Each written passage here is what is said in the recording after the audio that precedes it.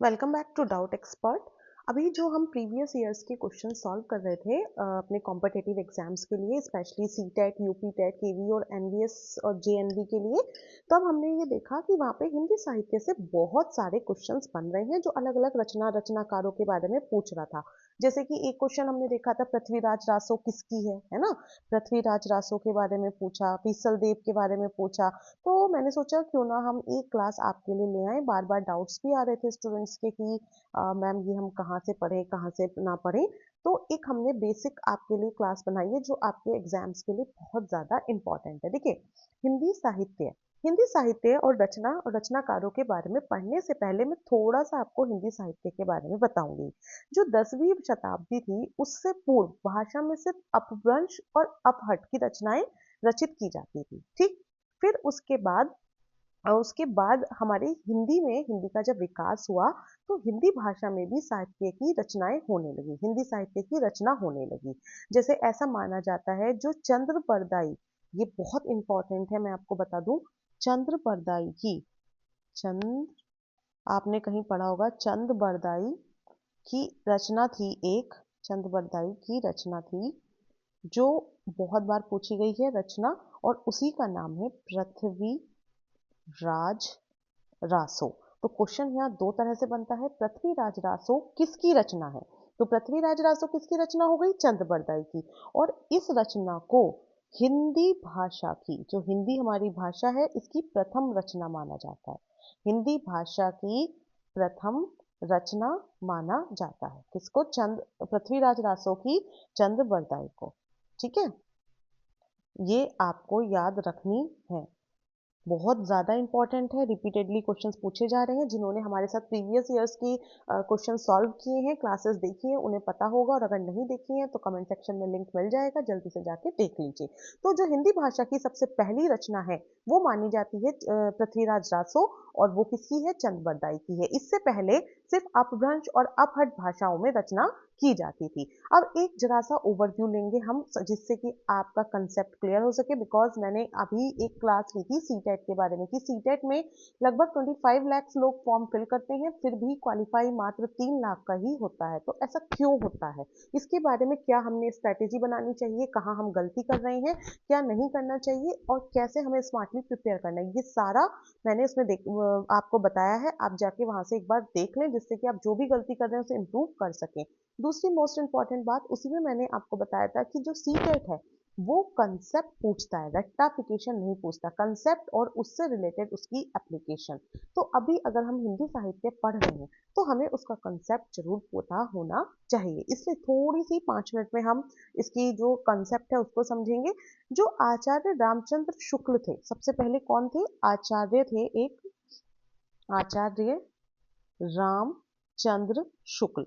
इन्होंने क्या किया था, जो काल था उस टाइम पे, जो काल का विभाजन किया था, इन्होंने क्या किया था, काल का विभाजन किया था। किसने किया था, आचार्य रामचंद्र शुक्ल ने। और कैसे किया था, इन्होंने पहला बताया आदिकाल। कौन सा काल, आदि काल। इसको हम वीर गाथा काल भी कहते हैं। इस टाइम पे वीरों की जो गाथा थी बहुत चली, तो इसको वीर गाथा काल भी कहा जाता है। और ये कब से था, लगभग 650 ईस्वी से और 1350 ईस्वी तक इस काल को माना गया। किसको माना गया था, आदि काल को। फिर उसके बाद आया मध्यकाल। कौन सा काल आया, मध्यकाल। मध्यकाल, इसके बाद जो आया मध्यकाल, इसको दो भागों में बांटा गया। पूर्व मध्यकाल, एक तो जो पहला मध्यकाल होता है पूर्व मध्यकाल, और दूसरा इसको पूर्व मध्यकाल को क्या कहा गया, भक्ति काल। इसकी मैं आपको एक टेबुलर फॉर्म बना के दिखाऊंगी, उससे आपको समझ में आ जाएगा। भक्ति काल, और ये कब से था, देखो 1350 पे ये खत्म हुआ, तो ये 1350 ईस्वी से शुरू होकर 1650 ईस्वी तक ये चला। तो मध्यकाल को दो भाग में डिवाइड किया गया, पूर्व मध्यकाल और भक्ति काल। यहाँ से क्वेश्चन बनता है कि भक्ति काल कौन से युग को कहा जाता है, या कौन से काल को कहा जाता है। तो आया पूर्व मध्यकाल। आदि काल को हम और किस नाम से जानते हैं, वीर गाथा काल। तो यहाँ से आपके क्वेश्चंस बनते हैं। पहला पूर्व मध्यकाल था, दूसरा था उत्तर मध्यकाल, यानी कि बाद का, उत्तर मध्य काल, बाद का जो काल आया वो। इसको क्या गया कहा गया, इसको रीति काल भी कहा जाता है। क्या कहा जाता है, रीति काल। क्या कहते हैं इसको, रीतिकाल भी कहते हैं। और ये देखो, ये वाला 1650 पे खत्म हुआ था ना मध्यकाल का, पूर्व मध्यकाल 1650 पे। तो जो रीतिकाल है वो कहाँ से शुरू होगा, वो होगा 1650 ईस्वी से। ठीक। देखिए, अगर हम देखने में आए तो हमारे यूट्यूब पे हर जगह बहुत ही ज़्यादा कंटेंट है, बट हमें उस कंटेंट को फिल्टर करना है। मैंने यही आपको बार बार बात समझाती हूँ कि जब तक आप ये नहीं पता लगाएंगे आपको क्या नहीं पढ़ना है, तब तक प्रिपरेशन करना बहुत मुश्किल हो जाएगा। ऐसे तो आप सब कुछ ही पढ़ते चले जाएंगे। हम जो अपने क्लासेस में पूरी कोशिश करते हैं कि हम सिलेबस को ही पकड़ के चलें, सिलेबस की इधर उधर बिल्कुल ना जाए। देखो, नॉलेज जितनी ले लो उतनी कम है, बट फिलहाल हमें अपने पेपर को क्वालिफाई करना है, इसलिए हमें एग्जाम फोकस्ड ही पढ़ना पड़ेगा। ठीक है। फिर तीसरा काल कौन सा है, वो है आधुनिक काल। आधुनिक काल को माना जाता है कि 1850 ईस्वी से शुरू हुआ, क्योंकि उत्तर मध्यकाल यहाँ खत्म हुआ था, और ये अब तक चल रहा है। अब तक कौन सा चल रहा है, आधुनिक काल ही चल रहा है। इस तरीके से आप देखिए, जो आचार्य रामचंद्र शुक्ल थे, उन्होंने काल का विभाजन किया। उन्होंने कहा आदि काल, जिसे वीरगाथा काल भी कहा जाता है, मध्य काल, दो तरह के, दो हो गए, पूर्व मध्य काल जिसमें भक्ति चली, भक्ति काल। उसके बाद हमारा आया उत्तर मध्य काल, जिसको रीति काल कहा गया, और तीसरा है आधुनिक काल, जो 1850 से अब तक चला है। ठीक है। अब देखिए, जो आधुनिक काल है, इसका विभाजन देखा जाए तो इसमें भारतेंदु काल, द्विवेदी काल, छायावाद, इन सब के रूप में हुआ था। ठीक है। इसमें क्या था, अलग अलग वो आए, कुछ जो चीज आई उसके अकॉर्डिंगली नाम दिया गया। हम्म। तो अलग अलग तरह से ये चीजें हुई थी। अब इसमें हम एक और थोड़ी सी इंपॉर्टेंट चीज देखेंगे। जैसे जो ये भक्ति काल था, ये भक्ति काल ना हमारे लिए थोड़ा सा भाई इंपॉर्टेंट हो जाता है। भक्ति काल हमारे लिए इंपॉर्टेंट हो जाता है। ये जो आदि काल था, मैं इसको थोड़ा अलग पेन से लिखूंगी। इसमें खुसरो की, इस काल में जो आमिर खुसरो का साहित्य था, यानी कि जो आमिर खुसरो की वीर गाथा थी, उनकी प्रधानता थी। किसकी, आमिर खुसरो। ठीक है। आमिर खुसरो, इनकी वीर गाथाओं की प्रधानता थी, ये आप ध्यान रखेंगे, इसलिए इसको वीर गाथा कहा जाता है। ठीक है ना। आमिर खुसरो वीर गाथाओं की प्रधानता थी, इसलिए इसको क्या कहा जाता है, वीर गाथा काल भी कहा जाता है। तो आप ध्यान रखेंगे, अगर अमीर खुसरो आपसे पूछ लिया किससे संबंधित है, तो आप बता देंगे वीर गाथा काल या फिर साहित्य काल से। ठीक है। इसके बाद जो भक्ति काल आता है, इसका मध्यकाल का भक्ति काल, इसके लिए थोड़ा सा आपको समझना है। यहाँ पे नेक्स्ट पेज पे मैं समझाती हूँ। भक्ति काल, इसके बाद हम सारी इंपॉर्टेंट रचनाएं देखेंगे किसने किसने लिखी हैं, बट उससे पहले थोड़ा सा बेस हम बना के चलेंगे, जिससे आपको समझने में इजी रहे। जो भक्ति काल है वो सगुण था। ठीक है। उसके बाद था निर्गुण, क्या था, निर्गुण। और एक था सूफी। उस टाइम सूफी भी बहुत चला था, सूफी काव्य धारा, है ना। ये या फिर सगुण काव्य धारा, सूफी काव्य धारा, और निर्गुण काव्य धारा। ठीक। ये जो सगुण वाला टाइम था, ये था, इसमें था कृष्ण भक्ति और राम भक्ति का। कृष्ण भक्ति और राम भक्ति, किनका था, कृष्ण भक्ति का और राम भक्ति का था सगुण। ठीक है। जो निर्गुण था, इस इनके उसमें चला था ये। अच्छा, कृष्ण भक्ति कौन करते थे, ये करते थे सूरदास। जितनी भी सूरदास की रचनाएं हैं वो कृष्ण भक्ति के ऊपर है, और राम भक्ति के ऊपर है तुलसीदास के। ये भी बहुत ज्यादा इंपॉर्टेंट है, आपसे पूछा जाता है। तुलसीदास की जी की रचनाएं किसके ऊपर है, राम भक्ति के ऊपर, सूरदास जी की कृष्ण भक्ति के ऊपर। जो निगुण था, इनके निर्गुण में जो कबीर और रहीम जी थे, वो इस इस इसके बारे में रचनाएं करते थे, कबीर और रहीम। आप देखेंगे अगर कबीर जी की रचनाएं हैं तो वो निर्गुण काल से संबंधित है, भक्ति काल के निर्गुण निर्गुण है वो, और रहीम जी की निर्गुण है।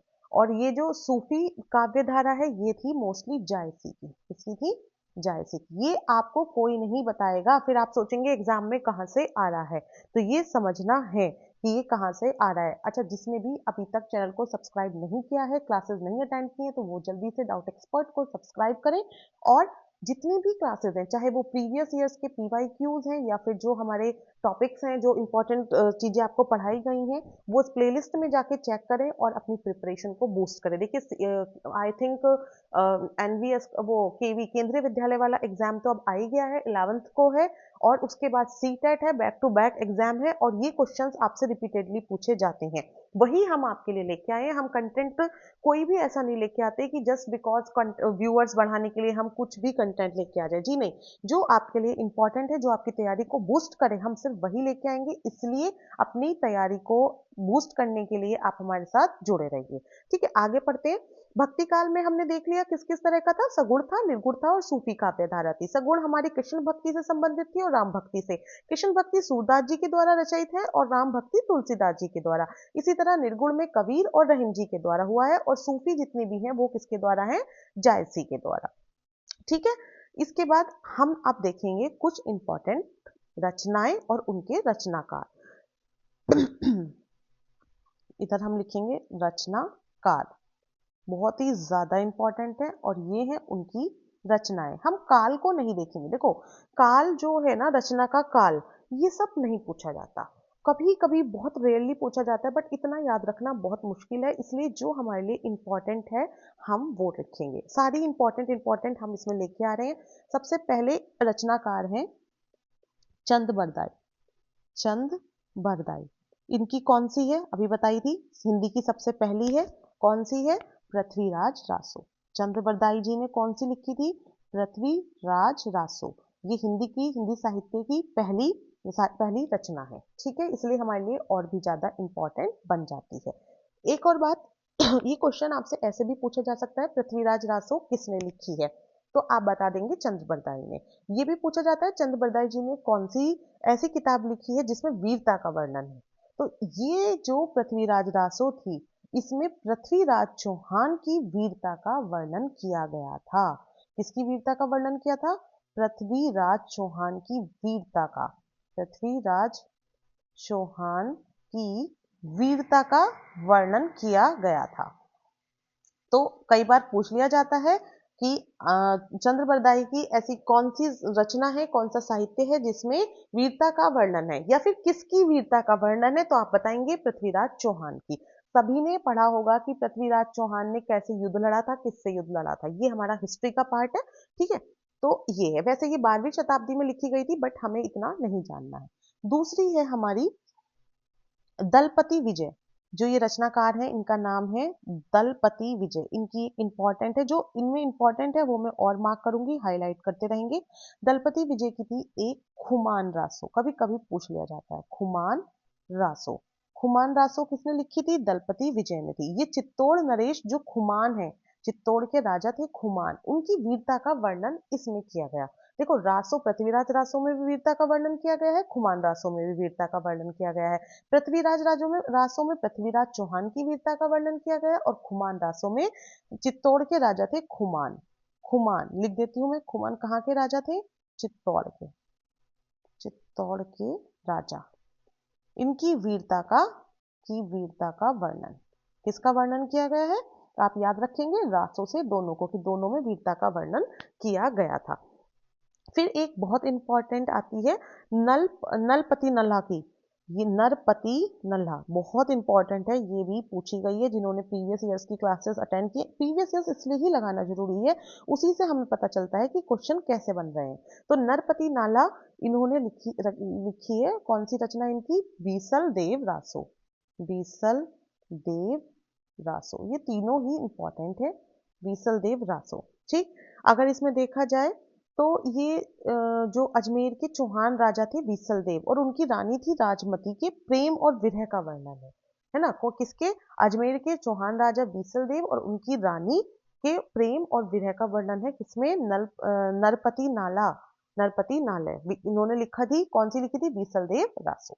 ठीक है, ये तीन बहुत इंपॉर्टेंट रचना है।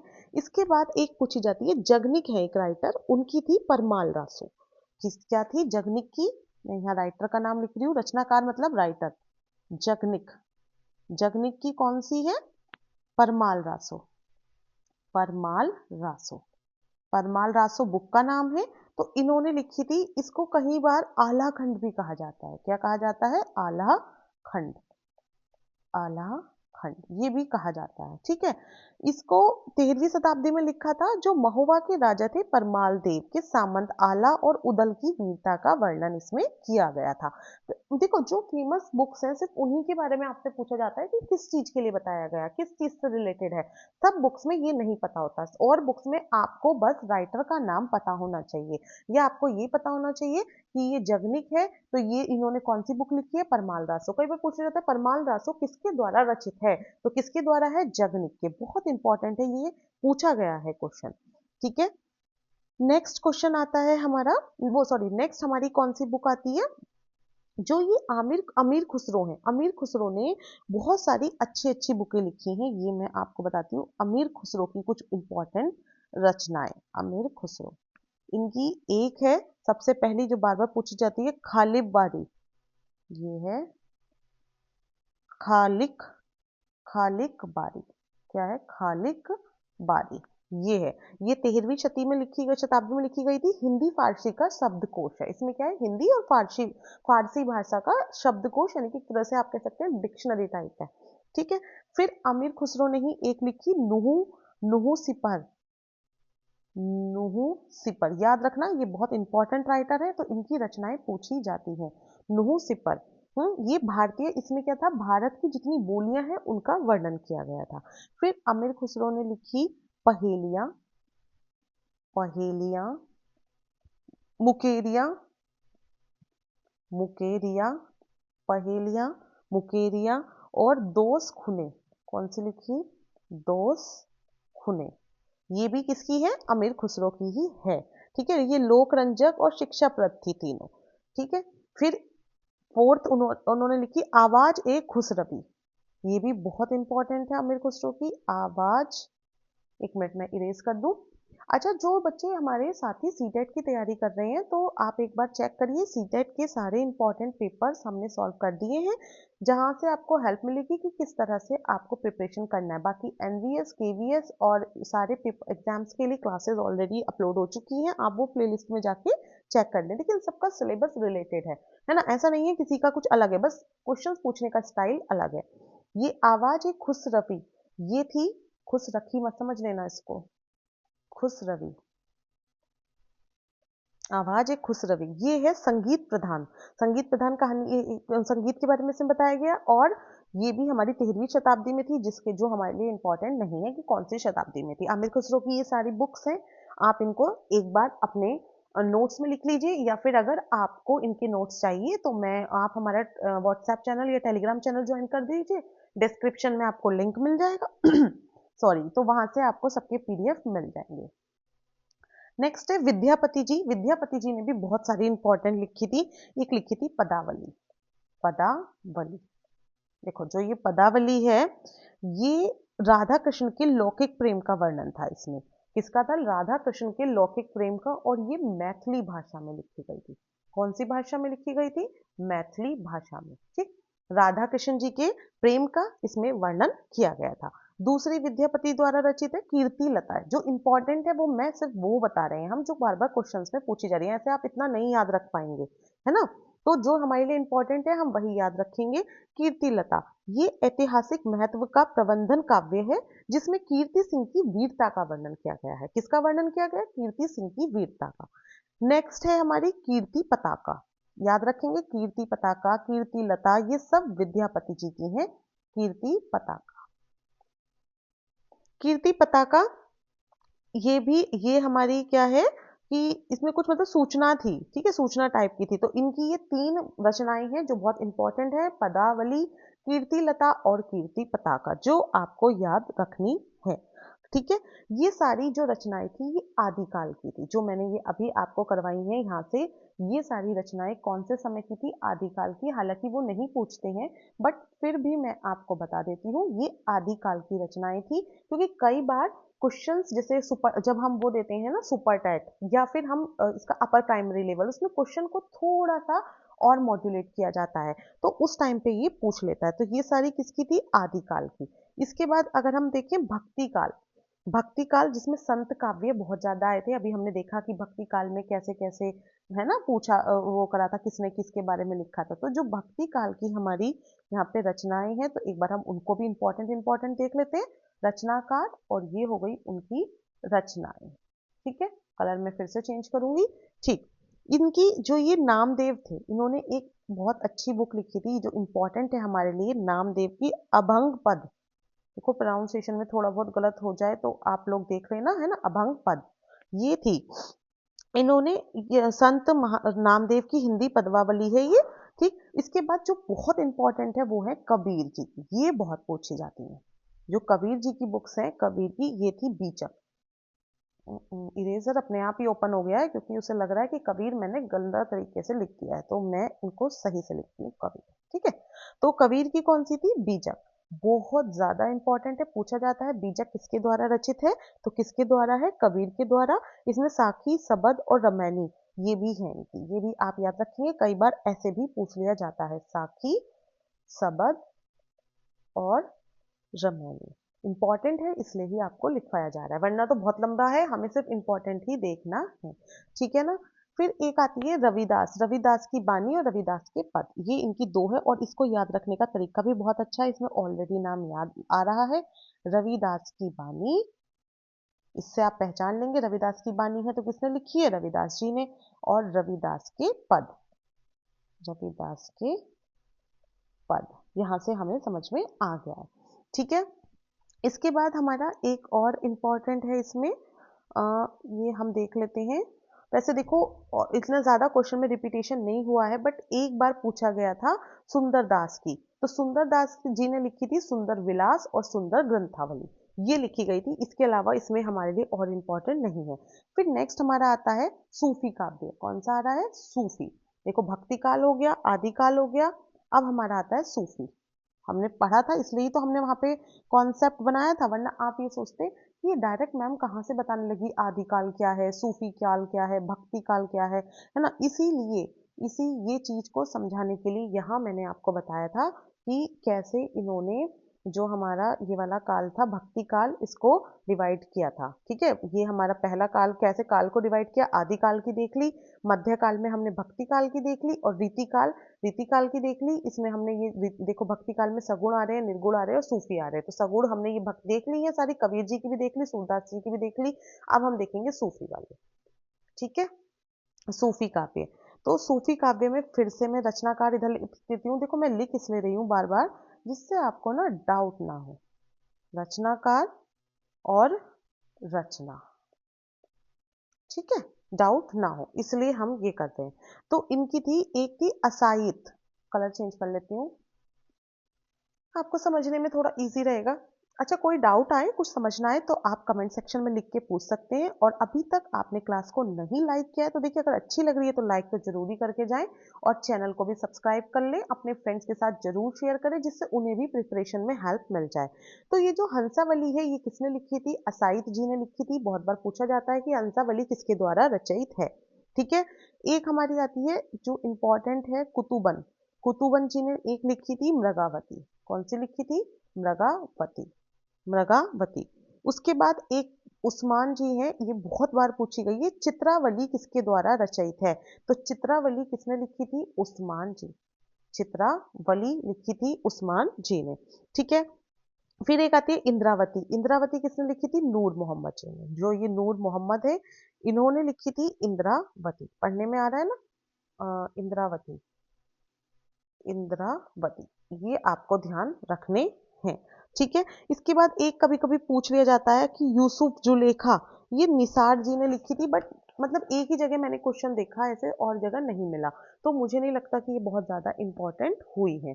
ठीक है, इसके बाद एक कुछ हम रचनाएं देखेंगे, आधुनिक काल या फिर कह लो कि मिक्स हम देखेंगे, जो मैं थोड़ी सी आपको बता रही हूँ जो इंपॉर्टेंट है ये मिक्स है।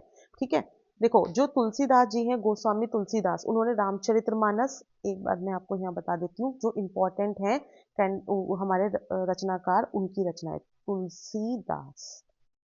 ठीक है, तुलसीदास जी ने कौन कौन सी लिखी थी, इनका पूरा नाम है गोस्वामी तुलसीदास, गोस्वामी तुलसीदास। इन्होंने कौन कौन सी रचनाएं लिखी थी, रामचरितमानस, सभी को पता होगा, बहुत बार पूछा जाता है। रामचरितमानस, श्री रामायण, ये हमारी लिखी थी गोस्वामी तुलसीदास ने जी ने। गीतावली, कई बार पूछा गया है कि गीतावली के रचयिता कौन है। दोहावली, दोहावली बहुत ही ज्यादा इंपॉर्टेंट क्लास है। आप सोच रहे होंगे इससे 2-3 क्वेश्चन आपके बनते हैं। अगर आप 10 मिनट ध्यान से पढ़ लेंगे तो आपका सब कुछ सॉल्व हो जाएगा। ठीक है, ये सब आपकी किसने लिखी है? तुलसीदास जी ने लिखी है। एक कृष्ण गीतावली और गीतावली सब ये तुलसीदास जी की है। और मैं आपको लिख के इसलिए बता रही हूँ, ओरली भी हम पढ़ा सकते हैं जिससे कि आपको क्लियर हो जाए। ठीक है, कबीरदास जी की बीजक आपने देख ली थी, सूरदास जी की सूरसागर, सूरसागर और साहित्य लहरी, ये है सूरदास जी की। एक बार मैं सूरदास जी की भी लिख देती हूँ क्योंकि कई बार पूछा जाता है। इनकी है सूर सागर, सूर सागर, और एक है कौन सी है इनकी? साहित्य लहरी, साहित्य लहरी, साहित्य लहरी, और एक है सूर सारावली। सूर के नाम से जितनी है ये तो आपको समझ जाना ही है। सूर सारावली, सूर सारावली, नागलीला, नागलीला ये भी किसने लिखी थी? ये भी सूरदास जी ने लिखी थी। प्राण प्यारी, देखो एक के नाम से अगर आप याद कर लेते हैं तो मतलब इजी हो जाएगा, इसलिए मैं आपको एक साथ लिखवा रही हूँ। और एक है सूर सागर सार, ये देखो सूर के नाम से 3 है, तीनों ही सूरदास जी के द्वारा है। सूर सारावली, सूर सागर सार, ये सब किसकी है? सूरदास जी की है। एक मीराबाई, मीराबाई भी बहुत अच्छी बुक्स लिखती थी, तो उनकी भी हम थोड़ा सा एक बार नजर डालेंगे। तब तक आप चैनल को सब्सक्राइब कर लीजिए, ऐसे भी क्या बात है। मीराबाई, मीराबाई इन्होंने लिखी थी, एक लिखी थी इन्होंने राग गोविंद। किसकी भक्त थी ये सबको पता है, कृष्ण जी की। राग गोविंद, है ना। फिर एक लिखी थी सोरठा, ये बहुत इंपॉर्टेंट है। सोरठा के जो पद हैं ये किसने लिखे थे? मीराबाई, सोरठा के पद। ठीक है, मीरा का मल्हार, मीरा का, जब आप क्वेश्चन देखेंगे ना तब आपको याद आएगा कि अरे हाँ मैम ने ये पढ़ाया था, मुझे पढ़ लेना चाहिए था। और एक राग विहाग, राग विहाग, ये सारे किसके हैं?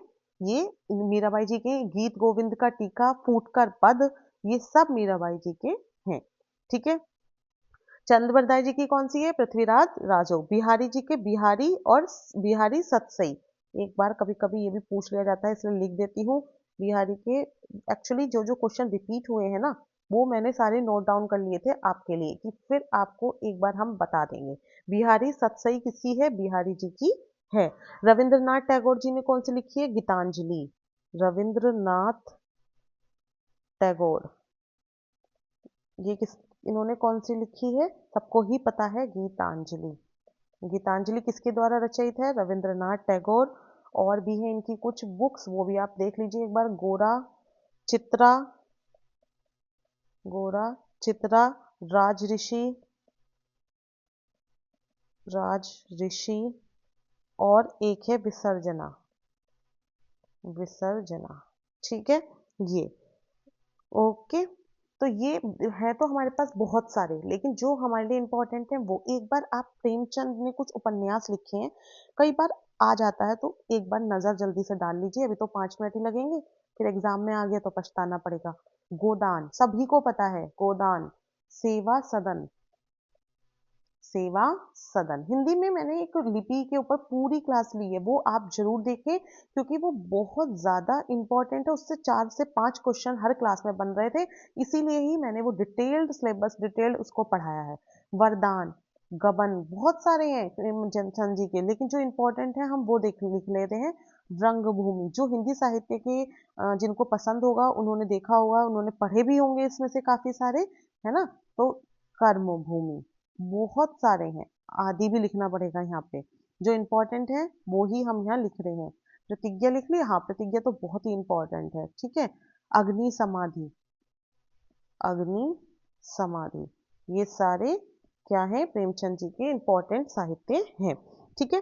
अगर इसके अलावा भी कोई कहीं से आपको दिखता है और आपको नहीं समझ में आ रहा है, तो आप कमेंट सेक्शन में लिख दीजिए कि मैम ये किस राइटर का है, हम आपकी पूरी हेल्प करेंगे। कुछ भी डाउट आ रहा है क्लास में तो आप या तो व्हाट्सएप चैनल पे बता दीजिए या टेलीग्राम या फिर कमेंट सेक्शन में। अगर क्लास अच्छी लगी और इम्पोर्टेंट लगी तो लाइक करें और जितनी भी क्लासेस हैं सारी अटेंड करें और अपनी प्रिपरेशन को बूस्ट कर लें। Thank you.